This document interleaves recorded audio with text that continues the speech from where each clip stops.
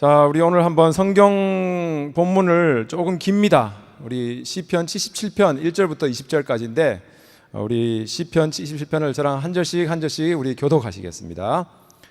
내가 내 음성으로 하나님께 부르짖으리니 내 음성으로 하나님께 부르짖으면 내게 귀를 기울이시리로다. 나의 환난 날에 내가 주를 찾았으며 밤에는 내 손을 들고 거두지 아니하였나니 내 영혼이 위로받기를 거절하였도다. 내가 하나님을 기억하고 불안하여 근심하니 내 심령이 상하도다. 주께서 내가 눈을 붙이지 못하게 하니 내가 괴로워 말할 수 없나이다. 내가 옛날 곧 지나간 세월을 생각하여 싸우며 밤에 부른 노래를 내가 기억하여 내 심령으로 내가 내 마음으로 간구하기를 주께서 영원히 버리실까 다시는 은혜를 베풀지 아니하실까. 그의 인자하심은 영원히 끝났는가 그의 약속하심도 영구히 패하였는가. 하나님이 그가 베푸실 은혜를 잊으셨는가 노하심으로 그가 베푸실 긍휼을 그치셨는가 하였나이다. 또 내가 말하기를 이는 나의 잘못이라 지존자의 오른손에 해 곧 여호와의 일들을 기억하며 주께서 옛적에 행하신 기이한 일을 기억하리로다. 또 주의 모든 일을 작은 소리로 읊조리며 주의 행사를 낮은 소리로 되뇌리이다. 하나님이여 주의 도는 극히 거룩하시오니 하나님과 같이 위대하신 신이 누구오니이까. 주는 기이한 일을 행하신 하나님이시라 민족들 중에 주의 능력을 알리시고 주의 팔로 주의 백성 곧 야곱과 요셉의 자손을 속량하셨나이다. 하나님이여 물들이 주를 보았나이다. 물들이 주를 보고 두려워하며 깊음도 진동하였고 구름이 물을 쏟고 궁창이 소리를 내며 주의 화살도 날아갔나이다. 회오리 바람 중에 주의 우레소리가 있으며 번개가 세계를 비추며 땅이 흔들리고 움직였나이다. 주의 길이 바다에 있었고 주의 곧은 길이 그 물에 있었으나 주의 발자취를 알 수 없었나이다. 주의 백성을 양떼같이 모세와 아론의 손으로 인도하셨나이다. 아멘. 오늘 여러분과 제가 읽은 이 본문 말씀을 가지고 우리 설교 제목 한번 읽어보겠습니다. 절망을 희망으로 바꾸는 방법. 절망을 희망으로 바꾸는 방법. 우리 다시 한번 더 절망을 희망으로 바꾸는 방법. 절망을 희망으로 바꾸는 방법. 네, 감사합니다. 여러분과 제가 읽은 금방 본문 말씀은 시편 77편의 말씀입니다. 시편은 여러분 1편부터 150편까지 있습니다. 그러니까 우리 70편이니까 거의 한 중간쯤 되는 시편입니다. 근데 여러분 시편이 어려운 게 아닙니다. 제가 금방 여러분과 읽었던 시편 말씀도 우리 바이블 타임 우리 11월 달에 앞에 보면은 77, 78, 79편이 나와 있습니다. 그래서 그걸 이제 읽도록 되어 있는데 시편이 많은 사람들이 어렵게 생각하는데 시편을 다른 말로 우리가 이해할 수 있는 말로 바꾸면은 쉽게 말해서 이건 노래 가사입니다. 그러니까 노래 가사인데 어떤 노래 가사가 있냐면은 어떨 경우에는 우리 오늘 성가대가 참 은혜로운 찬양을 해줬는데 이제 예배당에 그러니까 성전에 올라가면서 부르는 그런 노래 가사도 있고 또 성전에서 예배를 드리면서 부르는 노래 가사도 있고 또 어떤 노래 가사는 정말 자기의 삶이 너무나도 힘들고 괴로울 때 그때 불렀던 노래 가사도 있고 또 어떤 가사는 정말 자기가 과거를 생각해 볼 때 야 하나님의 은혜가 정말 그 가운데 많았구나 라는 그런 생각으로 쓴 노래의 가사들도 있습니다. 근데 시편이 1편부터 150편까지 여러 가지 다른 주제로 쓰여 있지만 그 시편이 1편부터 150편까지 동일한 하나의 공식이 있습니다. 그 공식은 뭐냐 하면은 시작은 어떻게 됐든지 간에 그 끝은 무조건 하고 하나님을 찬양하는 노래 가사로 끝나는 게 이 시편인 겁니다, 여러분. 아멘. 그러니까 시작은 상관이 없습니다. 시작은 뭐 어떻게 됐든지 뭐 슬프든지 괴롭든지 어렵든지 좋든지 나쁘든지 상관이 없고 끝은 모든 시편은 하나님을 찬양하면서 좋게 끝나는 게 시편의 내용입니다. 오늘 여러분과 제가 읽었던 시편 77편의 내용도 여러분 마찬가지입니다. 그 성경을 가지고 있는 분이 이렇게 보면은 뭐라 되어 있냐면은 맨 처음에 시편 77편에 아사벳이 인도자를 따라 여두둔의 법칙을 따라 부르는 노래라고 나와 있습니다. 이게 되게 어렵게 보입니다. 근데 이거를 우리가 이해할 수 있는 말로 번역하면은 뭐냐면은 아사벳이는 작사자가 아삽이라는 사람입니다. 그러니까 옛날에 성전에서 그분도 우리 성가대원처럼 하나님을 찬양하는 사람 중에서 아삽이라는 사람이 있었는데 그 사람이 오늘 시편 77편을 썼다는 겁니다. 그리고 여두둔의 법칙에 따라 부르는 노래라는데, 이거는 여두둔이라고 우리가 쉽게 이야기하면은 김상덕 목사님이 작곡한 거를 우리가 다 같이 따라 부른다 생각하면은 그게 바로 오늘 우리가 읽었던 시편 77편입니다. 근데 어떤 식으로 작곡했는지는 시간이 하도 많이 흘려가지고 우리가 모릅니다. 그래서 아주 간단한 겁니다, 이게. 근데 여러분이 느끼셨는지 모르겠지만 시편 77편 1절부터 9절까지를 보면은 여러분, 그 내용이 너무나도 암담합니다. 아니, 많고 많은 것 중에 왜 목사님이 저런 암담한 거를 오늘 설교 내용으로 잡았는가, 설교 주제로 잡았는가, 본문으로 잡았는가 생각들 정도로 너무나도 힘이 드는 내용입니다. 우리 3절 한번 다 같이 읽어볼까요? 시작. 내가 하나님을 기억하고 불안하여 근심하니 내 심령이 상하도다. 자, 여러분, 시편 기자가 무슨 일을 당했는지는 저희들도 모릅니다. 근데 시편 기자가 뭐라고 표현하냐면은 자기 삶에서 있는 문제인지 이스라엘 민족에서 있는 문제인지 무슨 이유에서인지는 모르지만 너무나도 근심거리가 많은 겁니다. 근심거리가 많으니까 자기가 뭐라 표현하니까 내 심령이, 내 마음이 너무나도 그 근심 때문에 상했다는 겁니다. 그러니까 이 사람이 여러분 예수님을, 하나님을 모르는 사람이 아니었습니다. 하나님을 아는 이스라엘 민족이었습니다. 근데도 그 마음에 근심거리가 있었는데 너무나도 그 근심거리가 커지니까 심령이 너무나도 마음이 힘들다는 겁니다. 근데 거기에서 그냥 끝쳐지면 좋겠는데 너무나도 그 근심이 크다 보니까 그 다음 단계가 뭐냐면은 4절을 우리 한번 읽어보겠습니다. 시작. 주께서 내가 눈을 붙이지 못하게 하시니 내가 괴로워 말할 수 없나이다. 뭐라고 하냐면 근심이 너무 크다 보니까 밤잠도 잘 수를 없다는 겁니다. 눈을 감았는데 불면증에 걸려서 너무나도 괴롭다는 겁니다. 그러니까 처음에는 어떠한 근심이 있었는데 그 근심이 커지다 보니까 너무나도 많이 심령이 너무나도 괴롭게 됐고, 그 심령이 괴롭다 보니까 한술 더 나가가지고 어떻게 됐느냐? 정말 잠을 못 잘 정도로 괴롭다는 겁니다. 우리도 여러분 이런 거 많이 경험해 보지 않았습니까?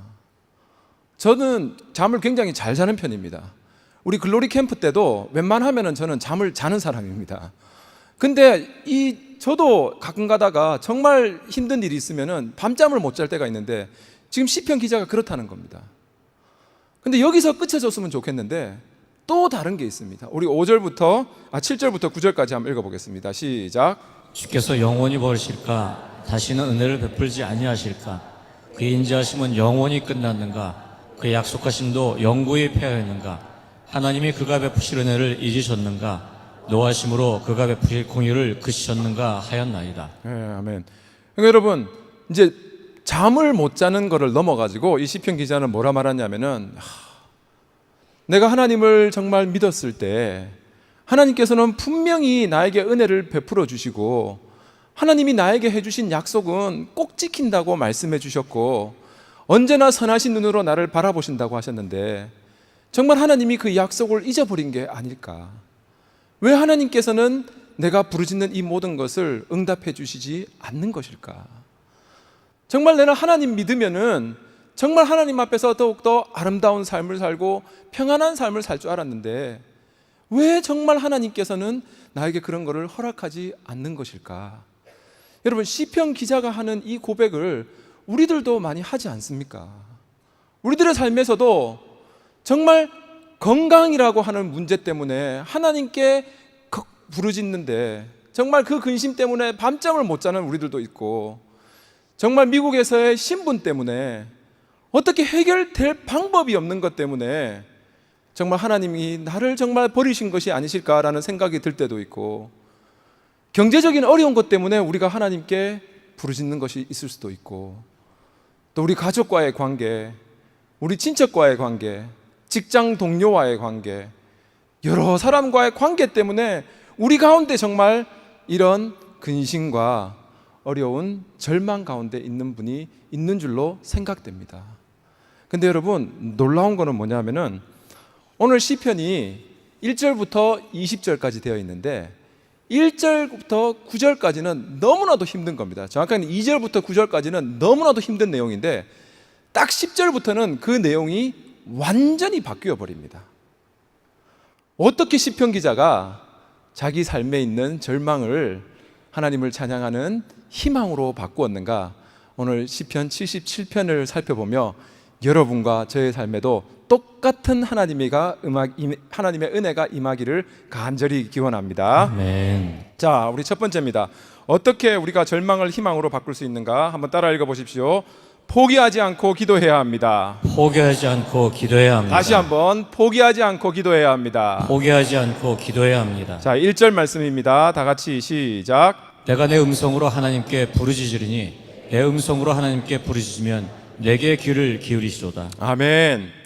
그러니까 시편 기자는 여러분 분명히 그의 마음에 믿음이 있었습니다. 뭐냐면은 중보기도도 중요하고 다른 사람에게 기도 부탁하는 것도 중요한데 그 무엇보다도 내가 내 목소리로 내 음성으로 하나님께 부르짖으면은 하나님께서는 분명히 나의 기도에 귀를 기울이신다는 믿음을 가지고 나아간 사람이 오늘 시편 기자였던 것입니다.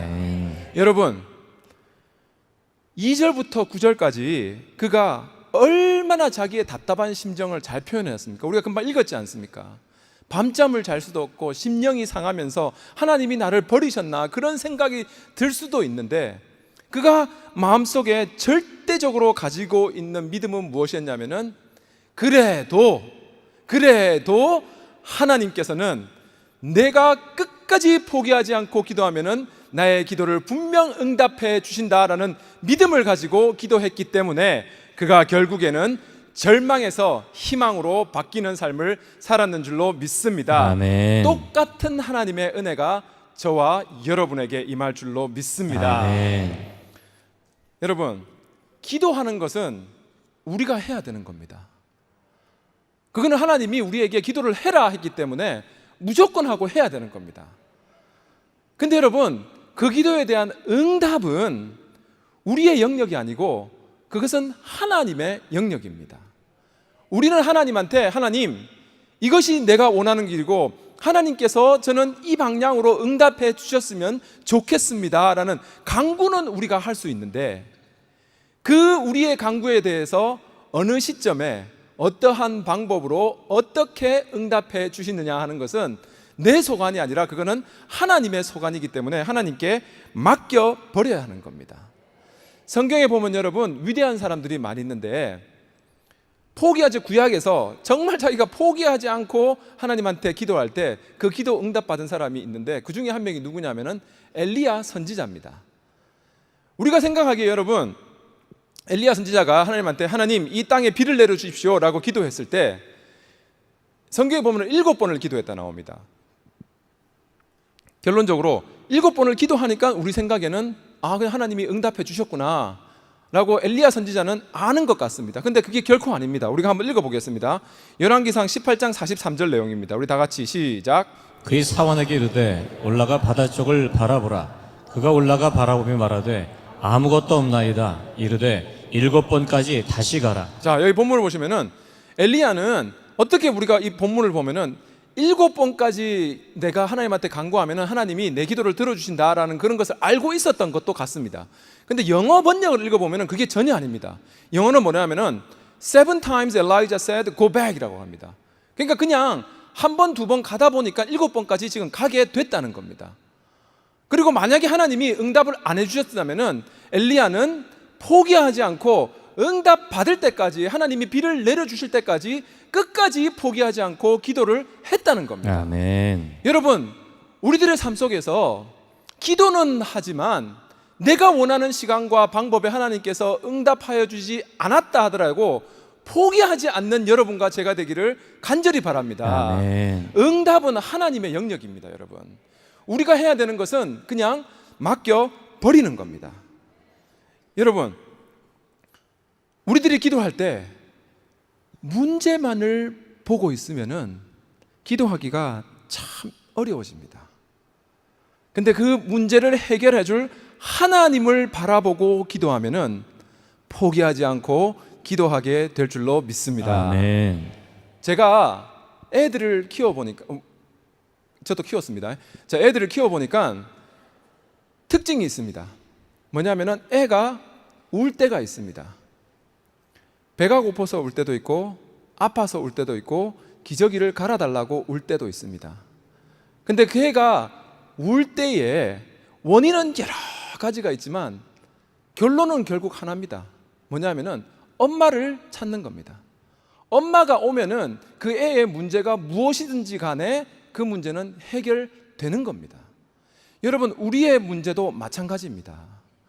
우리의 문제가 건강의 문제든지 재정의 문제든지 관계의 문제든지 신분의 문제든지 어떤 문제가 있다 하더라도 결국 우리를 창조하신 하나님 앞에 포기하지 않고 나아가고 하나님만 만날 수 있다면은 우리의 기도의 응답이 분명히 이루어지는 줄로 믿습니다. 아멘.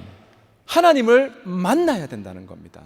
그렇기 때문에 시편 기자가 여러분 1절에 뭐랬냐면은 포기하지 않고 내가 하나님을 간구하면은 분명히 하나님은 내 기도에 응답해 주신다는 겁니다. 아멘. 옛날 신학자 중에서 존 캘빈이라고 하는 사람이 있습니다. 제가 신학교 다닐 때는 존 캘빈으로 배웠는데 요즘에는 좀 유식하게 존 깔뱅이라고 합니다. 그런데 이 사람이 뭐라 말했냐면은 이 신학자가 기도하는 데는 3가지 규칙이 있답니다. 근데 그 규칙대로 하면은 우리가 응답을 받을 수 있다는 겁니다. 근데 첫 번째 규칙이 뭐냐? 한번 따라 읽어 보십시오. 경외심을 가져야 한다. 경외심을 가져야 한다. 무슨 말이냐면은 하나님을 경외심이라는 것은 하나님을 공경하고 두려워하는 마음으로 기도를 해야 된다는 겁니다. 그러니까 그냥 우리가 기도하는 것이 아니라 나를 지으신 하나님께서 내 기도를 들어주신다는 그 믿음을 가지고 경외심을 가지고 우리는 기도를 해야 된다는 겁니다. 제가 만약에 여러분 미국 대통령과 통화를 한다면은 절대적으로 저는 제가 할 말을 할 겁니다. 근데 그보다도 중요한 것은 뭐냐면은 그 대통령이 나한테 해주는 그 말도 저는 귀담아 들을 것 같습니다. 근데 기도가 여러분 마찬가지라는 겁니다. 구약에서 여러분 기도라고 하는 그 말의 의미는 뭐냐면은 지성소 안에서 드리는 하나님과의 대화가 기도라는 의미입니다. 그러니까 일방적으로 그냥 하나님 나에게 이것 주세요, 나 이거 원합니다, 이걸 해결해 주셔야 됩니다 라고 일방적으로 말하는 것이 아니라 기도라는 것은 절대적으로 우리가 하나님한테 말한 다음에는 하나님의 음성을 하나님의 시간과 하나님의 때와 하나님의 방법으로 응답하시는 것을 기다려야 한다는 겁니다. 그것이 여러분 바로 기도라는 것이고 그것이 바로 대화라는 겁니다. 제가 저희 막내 아들을 보면서 내가 하나님한테 이런 실수를 하고 있는 것이 아닐까 하는 생각을 지난주에 잠시 들었던 적이 있습니다. 저희 막내 아들이 아직까지 한국말도 그렇고 영어도 그렇고 좀 어눌하게 하는 그런 나이입니다. 근데 저희 집 근처에 있는 유치원이 그냥 미국 유치원이 가지고 저희들은 미국 유치원을 그냥 보내고 있습니다. 제가 미라클 블레싱 동안은 바빠서 못했는데 지난주에는 조금 시간이 나서 한번 오후에 저희 아이를 막내 아들을 그 유치원에서 픽업하는 경우가 있었습니다. 픽업하러 갔는데 애가 진짜 뭐하고 유치원에서 노나라고 우리가 멀리서 보니까 그 앞에 있는 미국 여자아이를 한 명을 앉혀놓고 막 이렇게 서로 이야기를 하고 있는 겁니다. 그래서 제가 하도 애가 기특하고 장해가지고 그 유치원 안에 들어가가지고 애를 픽업하기 전에 뒤에서 무슨 말을 하고 있는가 제가 가만히 들어봤습니다. 그러니까 우리 아들은 그 미국 여자아이를 앞에 두고 한국말로 너무 열심히 설명을 하고 있는 겁니다. 내가 하도 기가 차가지고 우리 아들한테 지호야 집에 가자 하니까 자신 있게 나오면서까지 그 미국 애한테 내일 봐 하고 나오는 겁니다. 더 대단한 거는 그 한국말을 듣고 있는 그 미국 여자애가 제가 보기엔 더 대단한 겁니다. 아무 못 알아들으면서 그냥 계속 앉아 있는 겁니다, 여러분. 근데 여러분 그거는 대화가 아닙니다, 그죠? 그냥 일방적으로 말하는 겁니다. 근데 우리의 삶 속에서도 여러분 그런 실수를 범하는 경우가 너무나도 많이 있습니다. 하나님을 향한 경외심을 가지고 우리가 기도한다면은 우리가 기도를 간구를 하나님께 말할 수는 있습니다, 우리가. 근데 그보다 더 중요한 것은 뭐냐면은 하나님, 내가 분명히 하나님한테 믿음을 가지고 기도할 때 하나님께서는 나의 기도에 응답하여 주시는 줄 믿습니다라는 믿음을 가지고 기다릴 줄 알고 하나님의 기도의 응답을 받아들이는 그 경외심을 가지는 그 자세가 또한 중요한 줄로 믿습니다. 아멘. 그러할 때 분명 우리는 기도 응답 받는 줄로 믿습니다. 아멘. 그리고 두 번째는 무엇이냐? 한번 읽어보겠습니다. 겸손한 기도이다. 겸손한 기도이다. 겸손한 기도이다. 겸손한 기도이다. 하나님께서는 하나님의 방법과 뜻과 시간 가운데 분명 기도 응답을 해주시는데 그게 내가 원하는 것이 아닐 수도 있다는 겁니다. 내가 원하는 기도에 하나님께서 노라고 대답하실 때도 있다는 겁니다. 하지만 중요한 것은 나를 사랑하는 하나님께서는 비록 지금 나의 기도에는 노라고 대답하신다 하시더라도 분명 하나님께서는 나를 선하게 인도하여 주신다. 여호와는 나의 목자시니 내게 부족함이 없으리로다라는 믿음 가지고 겸손하게 기도할 때 응답받는 줄로 믿습니다. 아멘. 겸손함을 가지고 예수님께서도 뭐라 말씀하셨는가?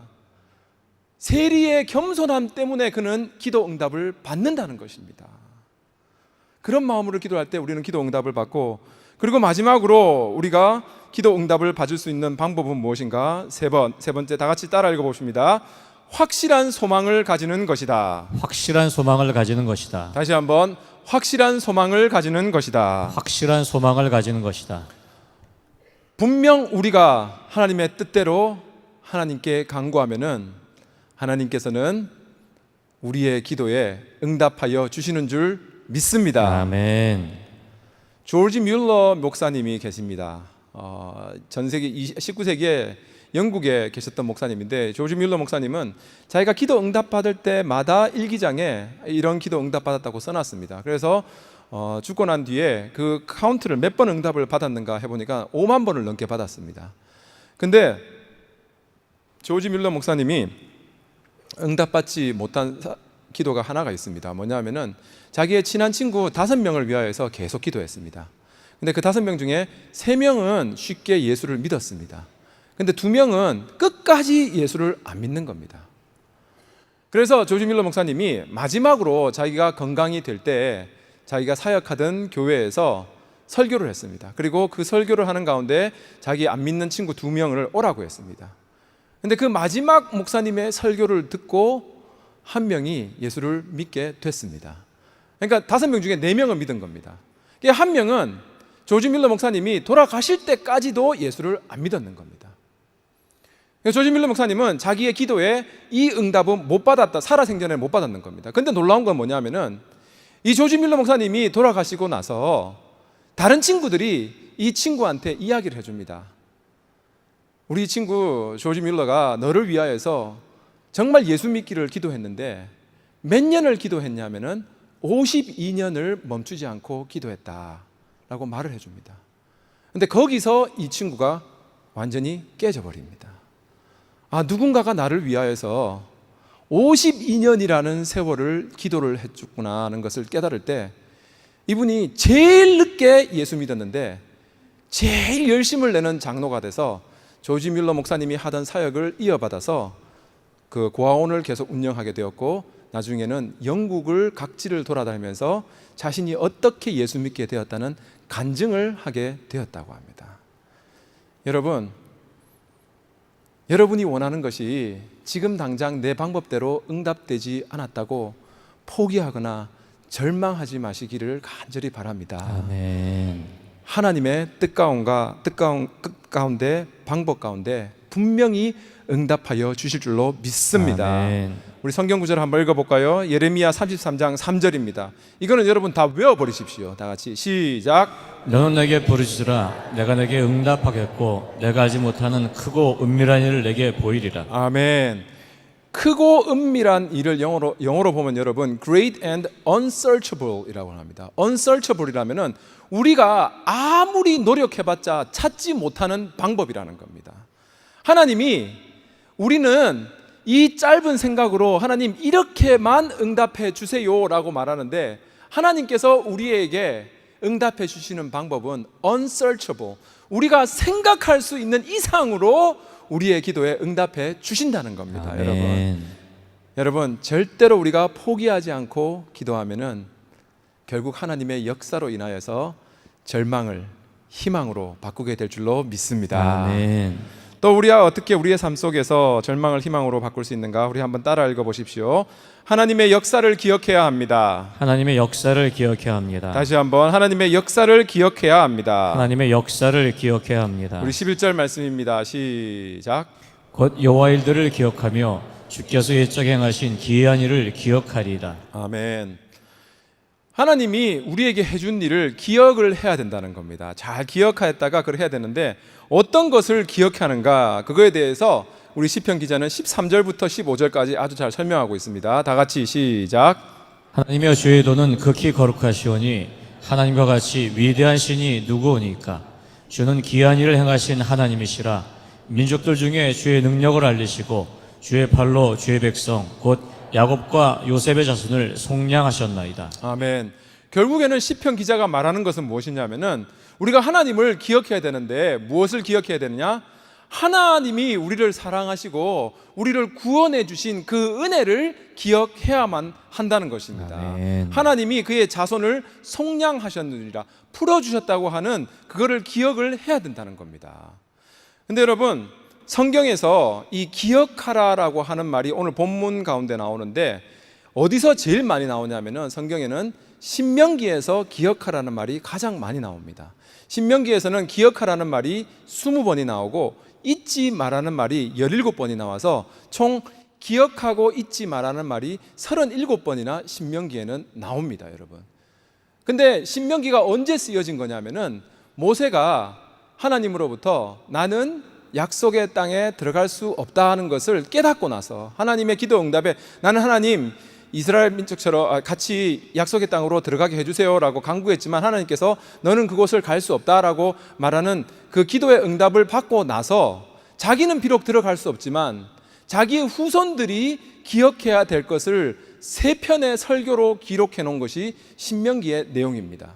그리고 그 신명기에 모세가 가장 강조한 것은 뭐냐면은 잊지 말라는 겁니다. 하나님의 크신 사랑, 하나님이 어떻게 우리를 애굽에서 건져내 주셨고 하나님이 어떻게 우리를 홍해 가운데서 인도해 주셨으며 광야에서 하나님이 어떻게 우리를 먹여주시고 지켜주셨는지를 잊지 말고 기억을 하라는 겁니다. 그리고 그 잊지 말라는 말에 쓰는 이 히브리어 단어가 뭐냐면은 자카르라고 하는 단어입니다. 근데 이 자카르라고 하는 단어가 오늘 시편에도 쓰였는데 그 자카르는 그냥 우리가 기억하는 것이 아니라 되새기고 모든 몸과 마음을 다 해가지고 잊지 말고 절대적으로 기록해라고 잊지 말아라고 할 때 그때 쓰는 단어가 자카르라는 겁니다. 여러분, 우리가 희망을 잊어버리는 가장 큰 원인 중에 하나는 무엇이냐 하면은 바로 하나님의 약속을 너무나도 많이 잊어버린다는 겁니다. 세상 가운데서 우리가 힘들고 괴로울 때 하나님이 우리에게 주신 약속을 잊어버리지 않으면 또다시 절망을 희망으로 바꿀 수 있는데 그 약속을 잊어버리니까 우리는 자꾸 절망 가운데 빠지게 된다는 겁니다. 거기서 여러분 원인이 뭐냐면은 절대적으로 우리가 하나님의 말씀을 묵상해야 되는 줄로 믿습니다. 우리의 생각은 변합니다, 여러분. 어제 했던 것도 가물가물해지고 오늘 아침에 했던 것도 가물가물해집니다. 생각은 변합니다. 하지만 변하지 않는 것은 무엇이냐면은 하나님의 약속의 말씀인 줄로 믿습니다. 아멘. 여러분 생각에 목사님 설교는 맨날 기도하고 말씀 바라는 겁니다. 제가 안 들어봐도 목사님 설교 알겠습니다 라고 생각하시는 분도 있을 겁니다. 여러분들이 설교해 보세요. 저보다 더 할 겁니다, 여러분. 왜 제가 이렇게 강조를 하느냐 하면은 정말 우리가 우리의 삶 속에서 어려움과 곤란과 절망이 있을 때 그것만을 보게 된다면은 너무나도 힘이 드는 겁니다. 근데 결국에는 그 모든 것이 성령의 역사가 있으면은 바뀌게 되는데 성령을 움직이는 것이 결국에는 기도와 말씀이기 때문에 아멘. 기도와 말씀 외에는 다른 방법이 없는 줄로 믿습니다. 아멘. 그렇기 때문에 여러분, 우리가 낙심되고 절망 가운데 있을 때 포기하지 않고 기도하고 말씀 읽으라는 겁니다. 아멘. 여러분 가운데서 지금 이 시간 다른 사람에게는 말 못할 정말 어려움이 있고 그 괴로움이 있다면은 기도와 말씀 가운데서 더욱더 우리를 사랑하시는 그 예수 그리스도를 바라보는 여러분과 제가 되기를 간절히 바랍니다. 아멘. 여러분, 예수 그리스도가 인간적인 마음으로 십자가에서 죽었다는 것은 가장 낮은 데에 있는 겁니다. 그 당시에 큰 죄인이 받던 형벌이 십자가였는데 너무나도 그 낮은 자리에 있었던 그 예수님인데, 십자가에 있는 예수님은 십자가에서 그냥 못 박혀 죽은 게 끝이 아니고 결국에는 십자가의 역사 뒤에는 무엇이 있었느냐? 부활과 승천이 있었다는 겁니다. 여러분, 어떠한 절망 가운데 있다 하더라도 포기하지 않고 예수 그리스도를 바라보며 승리하는 여러분과 제가 되기를 간절히 바랍니다. 아멘. 우리 한번 요한복음 15장 7절 말씀 한번 읽어보겠습니다. 다 같이 시작. 너희가 내 안에 거하고 내 말이 너희 안에 거하면 무엇인지 원하는 대로 구하라. 그러면 이루리라. 아멘. 우리가 예수 그리스도 안에서 믿음으로 거한다면은 분명 하나님께서 말씀 가운데, 기도 가운데 우리의 기도 응답하여 주시는 줄로 믿습니다. 아멘. 성경을 읽을 때 여러분, 결코 홍해를 갈라서 이스라엘 민족을 구원해 주신 하나님이 그냥 성경에 있는 이스라엘의 하나님이다라고만 생각하는 것이 절대 아니라 지금 이 순간 나를 구원해 줄 나의 하나님이라는 믿음 가지고 말씀을 묵상하는 여러분과 제가 되기를 간절히 바랍니다. 아멘. 나를 절대로 버리지 않는 하나님께서는 어떻게 해서든지 나를 구원해 주신다는 믿음 가지고 말씀 읽고 절망을 희망으로 바꾸는 여러분과 제가 되시기를 간절히 바랍니다. 아멘. 세상 가운데서는 이거를 긍정적이라고 말합니다. 성경에서는 여러분, 창세기부터 요한계시록까지 아무리 찾아봐도 긍정적이라는 말은 나오지를 않습니다. 성경에서는 절대로 긍정적이라는 말을 대신에 무슨 말을 쓰느냐? 믿음으로 나아가라라고 명령하고 있습니다. 아멘. 여러분, 기도와 말씀 가운데 믿음으로 승리하는 여러분과 제가 될 줄로 믿습니다. 아멘. 시편 77편 우리가 읽었던 것은 여러분 1절부터 10절까지는 너무나도 디프레스 되는 내용입니다.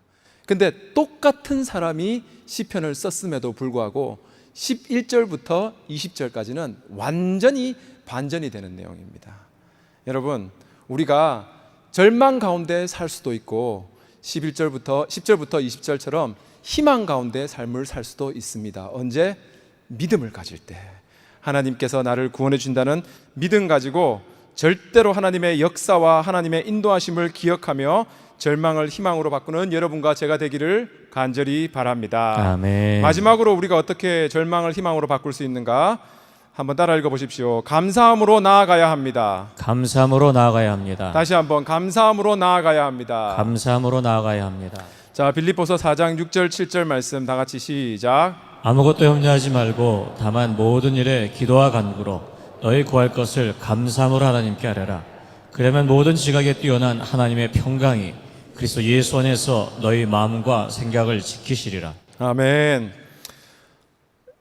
아무것도 염려하지 말고 모든 일에 기도와 간구를 해라는 겁니다. 근데 그 뒤에 붙는 말이 뭐냐 하면은 감사함으로 하나님께 간구와 기도를 해라는 겁니다. 그러니까 우리가 응답 받아서 그냥 감사하는 것이 아니라 기도할 때 먼저 감사해라는 겁니다. 근데 여러분, 성경에서 예수님이 언제 예수님의 사역 가운데 감사합니다라는 말을 했는가를 보면은 우리가 언제 감사합니다라는 말을 하나님께 드려야 되는지 우리가 찾아볼 수가 있습니다. 성경에서 예수님께서는 언제 감사라는 말을 했냐면은 딱 2번 하셨습니다.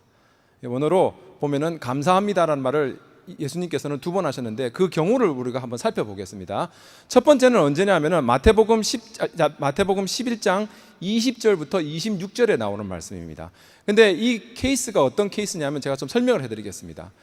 예수님이 여러분 여러 가지 사역을 하셨지 않습니까? 예수님이 첫 번째 기적과 이사는 물로 포도주를 만드는 것이고 5천 명을 먹이시기도 하셨고 죽은 자를 살리기도 하셨습니다. 그러니까 우리 생각에는 정말 예수님께서 기도 딱 하시고 정말 그런 역사를 이루셨을 때 죽은 자가 살아나고 5천 명이 음식을 먹을 수 있고 막 정말 물이 포도주로 바뀌는 그런 역사가 일어났을 때 그때 우리 생각에는 예수님께서 하나님 정말 감사합니다 라는 그런 기도를 했을 것 같은데 성경에서 예수님이 첫 번째 감사합니다라는 말을 한 것은 언제냐면 여러분, 고라신과 벳세다 마을에서 말씀을 전하시고 나서 감사합니다라는 말을 했습니다. 근데 그때가 언제냐면 여러분, 예수님께서 이 고라신과 벳세다 마을에서 기적과 이사를 너무나도 많이 했습니다. 그런데도 불구하고 그 고을에 있는 사람은 은혜를 받지를 못하는 겁니다. 하나님을 믿지를 못하는 겁니다. 그러니까 예수님께서 너무나도 열심으로 사역을 했는데 그 결과는 어떻게, 인간적인 안목으로 볼 때는 너무나도 비참하고 제일 예수님의 사역 중에서 안 됐을 때가 언제냐면은 이 고라신과 벳세다 마을에서 사역했을 때입니다.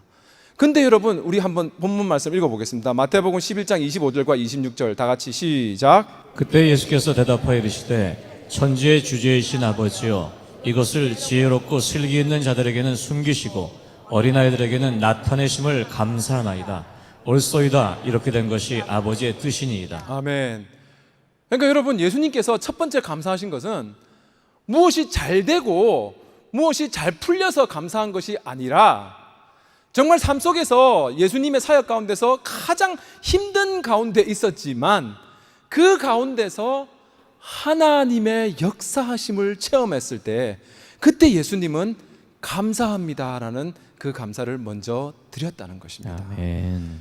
여러분, 우리의 삶 속에서, 여러분의 삶 속에서 예수 그리스도를 아는 믿음이 있고, 믿는 믿음이 있고, 하나님이 나와 함께 하신다는 것을 믿는다면은 내 방법대로 내 삶이 나아가지 않는다 하더라도, 너무나도 내가 기도하는 이 질병이 나를 괴롭힌다 하더라도 그 모든 것 가운데서 하나님의 뜻을 이루심을 믿고 감사하는 여러분과 제가 되어야 될 줄로 믿습니다. 아멘. 그게 첫 번째 예수님의 감사입니다. 그리고 두 번째 예수님의 감사는 언제 하냐면은 하나님의 역사를 보기도 전에 먼저 감사해 버렸습니다. 그러니까 결과물을 보고 감사한 것이 아니라 결과물을 보기도 전에 믿음을 가지고 예수님께서는 먼저 감사했다는 겁니다. 이게 언제냐면 죽은 나사로를 살리는 겁니다.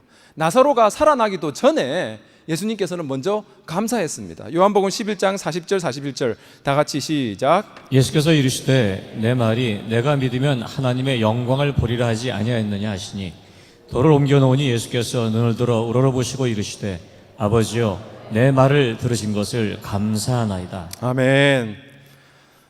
여러분, 조건만으로 감사할 것을 찾는다면 누구나가 할 수 있습니다. 하지만 예수 그리스도를 믿는 우리들은 절망을 희망으로 만드는 중요한 요건이 무엇이냐? 감사함이 먼저 더해질 때 하나님께서 역사하여 주시는 줄로 믿습니다. 아멘. 여호와 하나님만으로, 예수 그리스도만으로 먼저 우리를 알게 하신 그것을 감사해라는 겁니다. 시편 37편 4절 말씀인데 우리 한번 읽어보겠습니다. 시작. 또 여호와를 기뻐하라. 그가 내 마음의 소원을 내게 이루어 주시리로다. 아멘.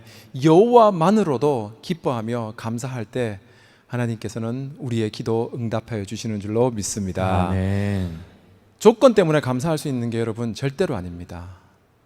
돈 많다고 감사하는 사람 못 봤습니다. 옛날에 제가 청소년 때 유명한 복음송이 하나 있었습니다. 뭐였냐면은 제목이 나입니다. 나입니다. 나. 근데 그 내용이 참 은혜가 되는데, 그걸 지은 사람이 누구냐면은 송명희 시인이라는 사람입니다. 근데 그 송명희 시인은 여러분 태어날 때 의사가 실수를 해서 그 태어나는 아이의 소뇌를 찝었다고 합니다. 그래서 태어나면서부터 뇌성마비에 걸려서 평생을 보통 사람처럼 생활을 할 수가 없었습니다. 9살 때 처음으로 앉아봤다고 합니다. 목을 겨눌 수가 없어가지고 9살 때 처음으로 앉아봤다고 합니다. 근데 그 사람이 지은 찬양이 뭐냐면은 시가 나라고 하는 찬양인데, 그 가사를 여러분 한번 제가 읽어드리겠습니다. 나 가진 재물 없으나, 나 남이 가진 지식 없으나, 나 남에게 있는 건강 잊지 못하나, 나 남이 없는 것 있으니, 나 남이 못 보는 것 보았고, 나 남이 듣지 못한 음성 들었고, 나 남이 받지 못한 사랑 받았고, 나 남이 모르는 것 깨달았네. 공평하신 하나님이 나 남이 가진 것 나 없지만 공평하신 하나님이 나 남이 없는 것 같게 하셨네. 아멘. 저는 여러분 저 개인적으로도 정말 이 수준으로 내 신앙이 올라가기를 간절히 기도하고 여러분의 신앙 또한 이 수준으로 올라가기를 간절히 기도합니다. 아멘. 가지고 있는 것 때문에 감사할 수 있는 게 절대로 아닙니다. 지난주에 여러분 추수감사절이 돼가지고 저희 교회에서 우리 제임스 국장님과 우리 선교 국원들이 박관웅 목사님이 하시는 노숙자 사역을 간 적이 있습니다. 노숙자를 그날 추수감사절이라서 노숙자들에게 이렇게 만찬을 준비해서 그들에게 베풀어주고 또 우리 써니 권사님하고 여러분들이 많은 물건을 가져와서 그분들에게 나눠줬습니다. 근데 이제 우리가 그분들에게 모든 음식을 먹고 나누어 주기 전에 무엇을 했냐면은 먼저 예배를 같이 드렸습니다. 근데 그 예배를 드리는데 박관웅 목사님이 예배를 인도하시고 설교를 하시는데 중간에 헌금 시간이 있는 겁니다. 저는 처음에 가가지고 무슨 생각이 들었냐면은 또 우리 박 목사님 또 오버한다. 그 노숙자들인데 뭐를 드릴 게 있다고 저기에 헌금 시간을 넣었을까? 그런 생각이 제가 드는 겁니다.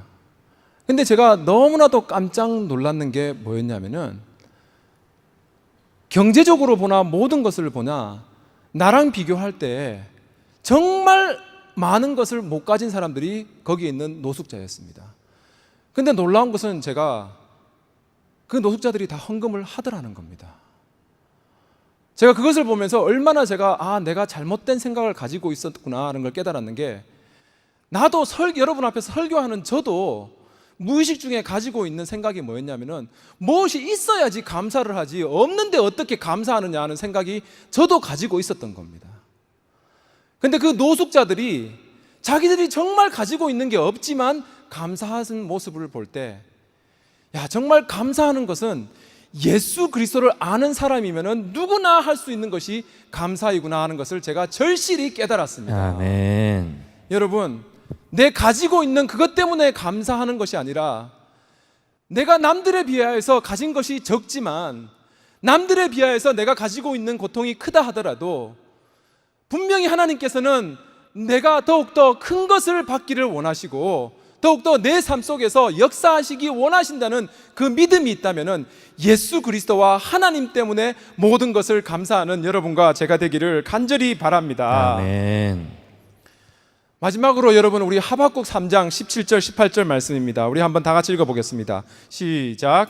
비록 무화과나무가 무성하지 못하며 포도나무에 열매가 없으며 감람나무에 소출이 없으며 밭에 먹을 것이 없으며 우리의 양이 없으며 외양간에 소가 없을지라도 나는 여호와로 말미암아 즐거워하며 나의 구원의 하나님으로 말미암아 기뻐하리로다. 아멘. 여러분, 자살이라고 하는 말을 조금만 믿음을 가지고 바라보고 거꾸로 보면은 자살은 살자가 됩니다. 여러분, 어떠한 삶에 절망이 있다 하더라도 우리가 포기하지 않고 기도하고 하나님의 역사하심을 절대적으로 기억하며 말씀 묵상하며 하나님께 내 모든 기도를 들어주심을 감사함으로 나아갈 때 하나님께서는 우리의 날마다의 삶을 절망에서 희망으로 바꾸고 승리하는 삶을 살게 인도하여 주실 줄로 믿습니다. 주님의 영광교회 예배 장소와 시간을 알려드리겠습니다. 주일 예배와 금요 예배는 글로리 비전 센터에서, 수요일에는 호프 센터에서 예배를 드리고 있으며 장소는 1801 사우스 그랜드 애비뉴 워싱턴과 그랜드가 만나는 코너에 위치하고 있습니다. 주일 예배는 1부 전통 예배로 오전 8시, 2부 예배는 영광 예배로 오전 10시 30분에 각각 예배를 드리고 있으며 3부 예배는 20대와 30대 청년들이 모여 오후 1시에 젊음 예배로 예배를 드리고 있습니다.